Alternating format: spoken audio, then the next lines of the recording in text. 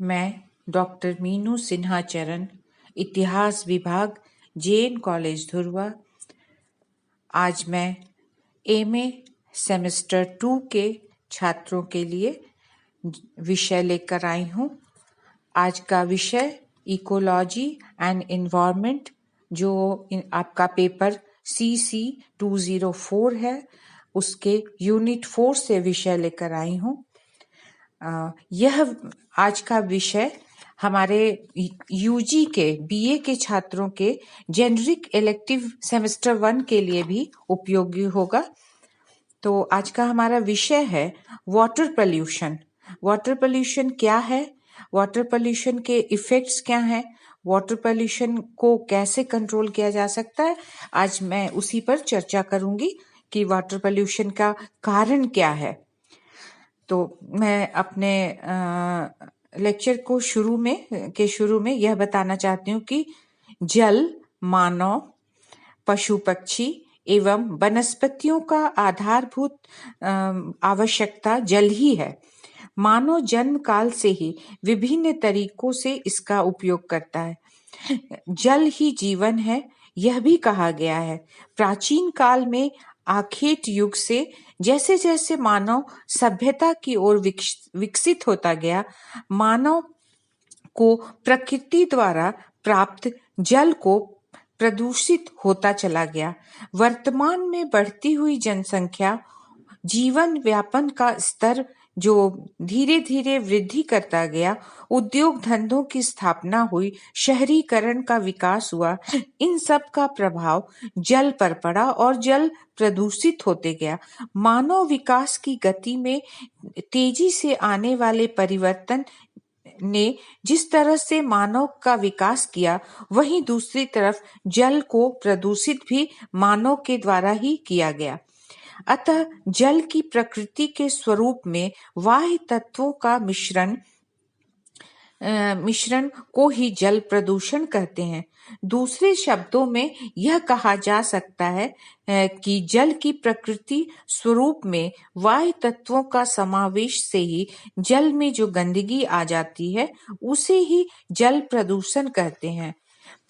इसी तरह से WHO, वर्ल्ड हेल्थ ऑर्गेनाइजेशन ने जल प्रदूषण को परिभाषित करते हुए कहा है कि water pollution means addition of chlorine, adverse materials which interfere with water chemical characteristics and its use of legitimate purposes।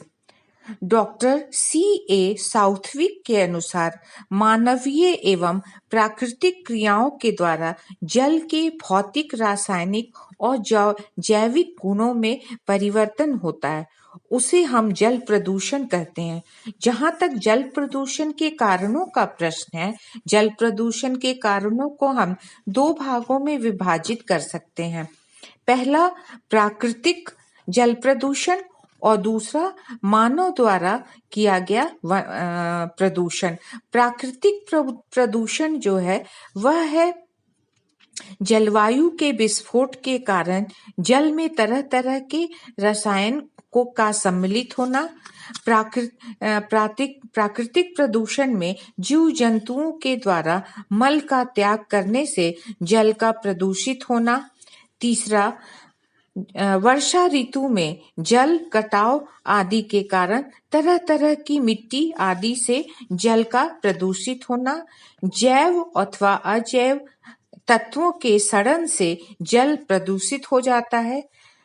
उसके बाद नेक्स्ट, जल में धरती का नमक घुलकर समुद्र के जल को खारापन करता है। नेक्स्ट, प्रदूषित वायु भी जल को प्रदूषित करता है। मानव द्वारा किया गया जल प्रदूषण जो है वह मानव के विभिन्न कार्यकलापों के द्वारा जल में भारी मात्रा को प्रदूषित होता जाता है। जैसे घरेलू अपशिष्ट, मानव अपने उपयोग के बाद सब्जी के छिलके, बचे खुचे अनाज, फल आदि का छिलका इत्यादि अपशिष्ट को जहां तहां फेंक देते हैं, जो सड़कर जल को प्रदूषित करते हैं। जहां तक नगरीकरण का प्रश्न है, घरेलू अपशिष्ट अत्यंत मात्रा में जल प्रदूषित करता है। दूसरा है व्यापारिक अपशिष्ट। विशेषकर शहरों और कस्बों में तरह तरह के फलों के डंडी, पैकिंग अपशिष्ट, फटा हुआ बोरा, पुआल आदि विभिन्न प्रकार के अपशिष्टों के कारण भी इसमें सड़न पैदा होती है और जल को प्रदूषित करता है। नेक्स्ट, अत्यधिक अपशिष्ट।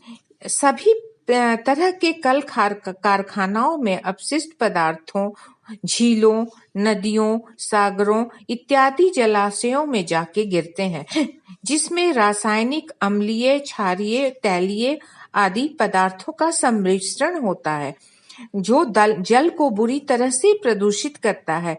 कृषि अपशिष्ट। इसी तरह से गोबर, वनस्पति सड़न इत्यादि खाद, कृषि उत्पादन से अपशिष्ट डंडी, भूसा आदि के सड़न वर्षा के पानी से बहकर जलाशयों के जल को प्रदूषित करता है। नेक्स्ट, वहित मल जल। मानव मलमूत्र, गंदा पानी, सड़ा गला पदार्थ बहकर जलाशयों में पहुंचकर जल को प्रदूषित करता है। मुर्दा आदि जल में प्रवाहित करना। कहीं कहीं मानव पशुओं का मृत शरीर भी जल में प्रवाहित किया जाता है, जो जल को प्रदूषित करने में मुख्य भूमिका निभाता है। इसी प्रकार नेक्स्ट है विकसित कृषि पद्धति। बढ़ती हुई आबादी का उदर पूर्ति के लिए खेतों में तरह तरह के रासायनिक खादों, तरह तरह के कीटनाशकों में खतरनाक दवाएं आदि खेतों में प्रयोग किए जाते हैं, जो पौधों पर छिड़काव आदि करते हैं, जिसके कारण जल का आधुनिक युग में अत्यधिक प्रदूषण हो रहा है। इसके अतिरिक्त भी अणु विस्फोटक खनन कार्य का क्षेत्र भी जल को प्रदूषित करने का काम कर रहा है। विभिन्न प्रकार के धार्मिक और सांस्कृतिक, राजनीतिक सम्मेलन, रेडियो सक्रिय तत्वों आदि अनेक ऐसे पदार्थ हैं जो जल को प्रदूषित करते हैं। जल प्रदूषण का बहुत बड़ा दुष्प्रभाव यह है कि जहां तक जलीय प्रदूषण का दुष्प्रभाव का प्रश्न है, यह वर्तमान युग में अति हानिकारक है, क्योंकि जल से ही मानव, पशु, पक्षी, जंतु, वनस्पति, कृषि आदि अस्तित्व निर्भर करता है। अतः प्रदूषित जल इन सभी को कम करता है और प्रभावित करता है। जैसे मानव स्वास्थ्य पर प्रभाव। प्रदूषित जल मानव स्वास्थ्य पर बहुत जबरदस्त प्रभाव डालता है। मनुष्य भोजन बनाने, पानी पीने, सफाई आदि दैनिक कार्यों के लिए जल को उपयोग में लाता है, परंतु प्रदूषित जल वही हानिकारक जीवाणुओं का तीव्र गति से विकास करता और तरह तरह के मानव, पशुओं तथा पशुओं को खतरनाक रोग से प्रभावित करता है, जैसे हैजा, डायरिया, तरह तरह के बुखार, पेट में गैस आदि। जलीय जीवों के प्रभाव। प्रदूषित जल जलीय जंतुओं में जबरदस्त प्रभाव डालते हैं। जल के तरह तरह के कीड़े मकोड़ों का मरण और सड़न होता है, जो प्रदूषित जल को और अधिक प्रदूषित करता है। मछली, मेढक आदि भी मरने लगते हैं। मछलियों तथा अन्य जीव जंतुओं के अंडों का नाश भी होने लगता है। वनस्पति पर प्रभाव। जल प्रदूषण से वनस्पतियों पर जबरदस्त प्रभाव पड़ता है। प्रदूषित जल में तापमान अधिक रहता है, परिणाम स्वरूप शैवाल, कवक तथा तरह तरह के बैक्टीरिया की जबरदस्त वृद्धि होती है, जो पौधों का प्रकाश संश्लेषण क्रिया में बाधा पहुंचाता है। पौधे कमजोर और मरने लगते हैं। पौधों में रोग और फंगस लगने लगते हैं। नेक्स्ट, जल स्रोतों में प्रभाव। प्रदूषित जल जलाशयों विभिन्न स्रोतों के जलों को प्रदूषित करता है। संयुक्त राज्य अमेरिका का झील जीव विहीन हो चुका है। इसी प्रकार से गंगा नदी का जल भी पहाड़ी क्षेत्रों में शुद्ध और पवित्र रहता है। गंगा में कानपुर के पार आने के बाद वह प्रदूषित हो जाता है। प्रदूषित जल के स्रोत का प्रभाव सागरीय झील भी काफी हद तक जल प्रदूषण के लिए जिम्मेवार है। जलीय ऑक्सीजन की मात्रा बेहद कम रहता है। 1940 में बंगाल की खाड़ी का जल में ऑक्सीजन का परसेंटेज 2.5 प्रति घन लीटर था। वर्तमान में वह घटकर 0.1 घन लीटर ऑक्सीजन की मात्रा रह गई है। संसाधनों की गुणवत्ता की कमी, प्रदूषित जल से सिंचाई करने में पौधे मरने लगते हैं और क्षारीय पानी की मात्रा अधिक होने से उसकी गुणवत्ता समाप्त हो जाती है। इसके अतिरिक्त जल दुर्गंध भी फैलाता है और हवा को भी प्रदूषित करता है, और जिसके कारण अमोनिया, हाइड्रोजन सल्फाइड तथा भूमि से मिश्रित होकर भूमि को बंजर बना देते हैं। जल प्रदूषण पर नियंत्रण करने के लिए जल ही जीवन को नहीं भूलना चाहिए। अतः मानव, पशु, पक्षी, जीव जंतु, वनस्पति सबों पर जल प्रदूषण का जबरदस्त प्रभाव पड़ता है। अतः जल के प्रदूषण को नियंत्रित रखना बहुत ही आवश्यक है। सभी जीव जंतु, वनस्पति के संरक्षण के लिए जल प्रदूषण पर कंट्रोल रखने के लिए तरह तरह के सरकार के द्वारा योजनाएं भी चलाई जा रही हैं। घरेलू अपशिष्ट को यत्र तत्र नहीं फेंकना, कूड़ेदानी का प्रयोग करना अत्यंत आवश्यक है। शहरी व्यापारियों तथा फल और पैकिंग अपशिष्ट को अलग कूड़ेदान में फेंकने की व्यवस्था कर शीघ्र नगर व्यवस्था और प्रशासन द्वारा उसे हटा देना चाहिए।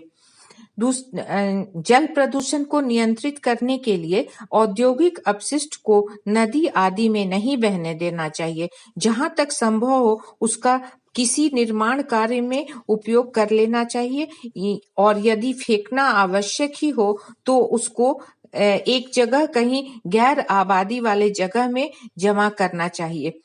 जल प्रदूषण को रोकने के लिए कृषि कार्य में यहाँ तक संभव हो कम से कम रासायनिक खादों का प्रयोग करना चाहिए। साथ ही साथ कीटाणुनाशक हानिकारक दवाइयों के बदले प्राकृतिक चिकित्सा की व्यवस्था करनी चाहिए। कृषि अवशिष्ट को सड़ाकर पुनः उसका जैविक खाद तैयार करना चाहिए। इसी प्रकार जल प्रदूषण को रोकने के लिए मल मूत्र हर जगह त्याग नहीं करना चाहिए। विशेषकर मल मूत्र का त्याग करने का स्थान में ही मल मूत्र का त्याग करना चाहिए। वहीं मुर्दा आदि जल में किसी भी स्थिति में प्रवाहित नहीं करना चाहिए। कृषि कार्य में अधिक से अधिक जैविक खाद का प्रयोग करना चाहिए तथा प्राकृतिक प्रपद पौधा संरक्षण दवाइयों का ही प्रयोग करना चाहिए। इसके अतिरिक्त जल प्रदूषण को रोकने के लिए जीव वनस्पति संरक्षण हेतु जल प्रदूषण के नियंत्रण के लिए कानून बनाकर प्रतिबंध लगाना चाहिए, ताकि लोग जल को प्रदूषित न करें और जल प्रदूषण को रोका जाए, और जिससे जनजीवन एक स्वस्थ और स्वच्छ और स्वस्थ जनजीवन हमारे समाज में बना रहे और प्रकृति और मानव के बीच एक सामंजस्य और संतुलन बना रहे। धन्यवाद।